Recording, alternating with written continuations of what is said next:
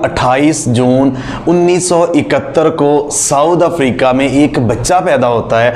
उसका वालिद south Africa का रिहायशी होता है और उसकी वालिदा कनाडा की रिहायशी होती है। तो बच्चा जब 9 साल की उम्र को पहुंचता है तो उसके वालिद और वालिदा में अलहदगी हो जाती है। बच्चा अपने भाई के साथ पहले अपने वालिद के साथ रहता है, उसके बाद वो अपनी वालिदा के साथ कनाडा चला जाता है। इब्तदाई तालीम वहाँ हासिल करता है। वो जब 10-11 साल को पहुँचता है तो बच्चे की नई इजादात और उसके साथ कंप्यूटर और चीज़ें तख्लीक करना, नई नई इजादात, इस तरफ उसका माइंड होता है। कंप्यूटर में बहुत कुछ सीख चुका होता है। तो इब्तदाई तालीम के बाद वो अमेरिका में चला जाता है आला तालीम के लिए। तो जब पीएचडी करने के लिए अमेरिका में यूनिवर्सिटी जाता है तो सिर्फ 2 दिन जा पाता है। वो यूनिवर्सिटी छोड़ देता है और अपने भाई के साथ मिलके एक कमरा किराए पे लेता है, एक रूम किराए पे लेता है और उस रूम को ऑफिस बनाता है। ऑफिस बना के Zep2 के नाम से एक वेबसाइट लॉन्च करता है और मेहनत शुरू कर देता है। वो बच्चा अपने भाई के साथ मिलके 22 घंटे जाग के मेहनत करता है। और मैं बताता चलूं 1995 की बात है, तब गूगल का ये वाला तोती नहीं बोलता था, ये नामो निशान, ये चीज़ नहीं थी गूगल की। तो Zep2 में वो यही चीज़ थी कि वहाँ आप सर्च करके बहुत चीज़ें वहाँ से आपको जवाबात मिलते थे। तो बहुत सारा कुछ Zep2 में वो करते थे। तो उस वेबसाइट को इतनी मेहनत उन्होंने की कि 4 साल में वो एक अच्छा खासा अमेरिका में मकाम हासिल कर चुकी थी वेबसाइट। तो कॉम्पैक्ट अमेरिका की मारूफ कंप्यूटरों की कंपनी, वो कंपनी 1999 में 4 साल बाद उस वेबसाइट को ये कंपनी जो है ये $307 मिलियन में खरीद लेती है। नाज़रीन इकराम, यहां से आगे बढ़ने से पहले मैं आपको बताता चलूं कि वो बच्चा कौन है। आज उस बच्चे को दुनिया एलोन मस्क के नाम से जानती है। आज जब मैं ये वीडियो रिकॉर्ड कर रहा हूं, पूरी दुनिया में एलोन मस्क पहले नंबर पर अमीर तरीन आदमी है। एलोन मस्क ने अभी हालिया कुछ अरसा पहले ट्विटर को खरीद लिया। ट्विटर को $44 बिलियन में एलोन मस्क ने खरीद लिया। और मैं बताता चलूं कि एलोन मस्क ने 1 साल में इतना पैसा कमाया कि पूरी जिंदगी में बिल गेट्स उतना पैसा नहीं कमा सका जितना 1 साल में एलोन मस्क ने पैसा कमा लिया। नाज़रीन इकराम, एलोन मस्क की जो असासा जात की कीमत है इस टाइम वो है $240 बिलियन। और नाज़रीन इकराम, फिर वापस दोबारा वहीं चलते हैं। तो $307 मिलियन में वो अपनी वेबसाइट बेच देता है 1999 में।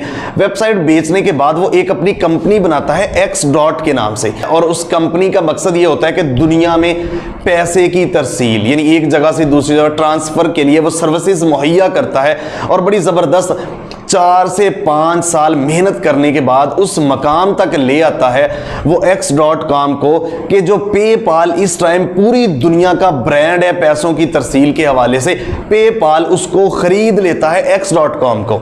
वो पेपाल का CEO बन जाता है क्योंकि सबसे बड़ा इन्वेस्टर वो हो जाता है। वो पैसे नहीं लेता, उसके अंदर इन्वेस्ट कर देता है। इन्वेस्ट करने के बाद फिर आगे बढ़ता है और पैसे कमाता है। उसके बाद पेपाल को भी वो सेल कर देता है। उसको सेल करने के बाद जो उसको अमाउंट मिलती है वो मिलती है $175 मिलियन।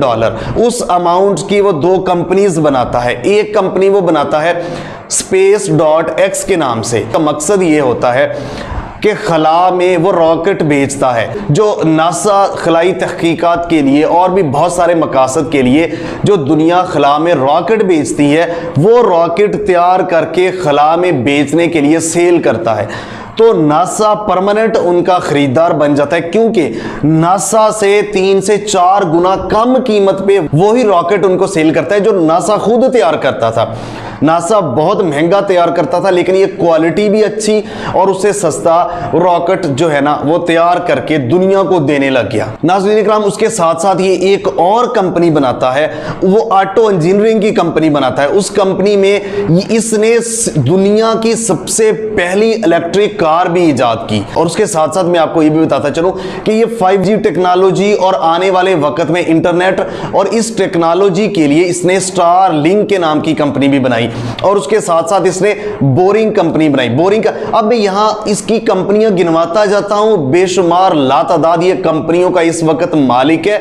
और मैं आपको यह भी बताता चलूं कि इसका मानना है कि आने वाले कुछ सालों के बाद, 10 सालों के बाद, 15 सालों के बाद इस दुनिया में रहने के लिए लोग इतने ज्यादा हो जाएंगे कि लोग रह नहीं पाएंगे। और इसका यह भी मानना है कि जिस तरह ये इस दुनिया में जो है ना लोग रहते हैं, यहां रिहाइश पजीर है, इसी तरह बाकी जो खलाई सियारे हैं, बाकी सियारों में भी लोग रहना चाहिए। इसी मिशन को तय करते हुए उसने space.com कंपनी भी बनाई, ये तहकीकात भी कर रहे हैं। और मैं आपको बताता चलूं कि ये कह रहा है कि आने वाले वक्त में इतने लोग हो जाएंगे कि गाड़ियां जमीन पे चलना मुश्किल हो जाएंगी।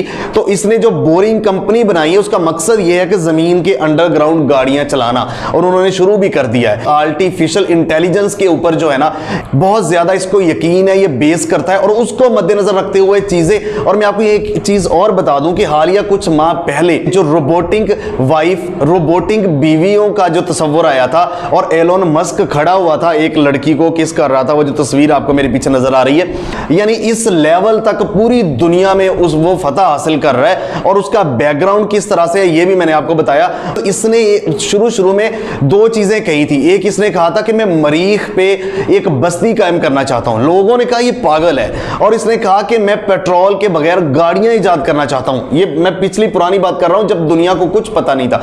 तो दुनिया ने कहा ये बेवकूफ है, पागल है। दुनिया ने इसको पागल कहा। इसने जो जो कहा ये पूरा करता जा रहा है, कदम आगे बढ़ाता जा रहा है। इस वक्त दुनिया में तोती बोलता है इसका।